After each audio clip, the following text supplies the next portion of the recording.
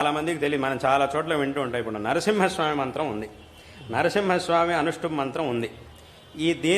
ఇది వస్తుతః మహామంత్రం, కానీ అది ఎలా ఉంటుంది, అది అనుష్ఠుప్ మంత్రం కాబట్టి చూడడానికి ఒక అనుష్ఠుప్ శ్లోకంలో ఇది ఆపదామపహర్తారం దాతారం సర్వసంపదాం లోకాభిరామం శ్రీరామం భూయో భూయో నమామ్యహం లాగా ఈ నరసింహ మంత్రం అనేది కూడా ఉంది.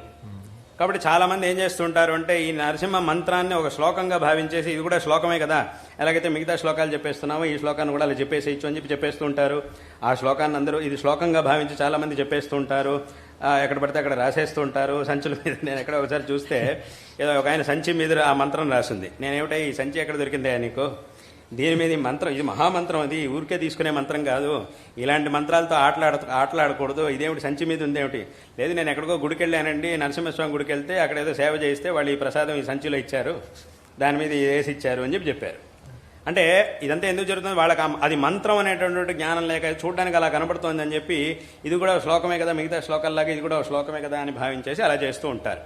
కానీ వాస్తవంగా అది మహామంత్రం, అది అనుష్ఠుభ మంత్రరాజ మహామంత్రం అని దాని గురించి చెప్తాం.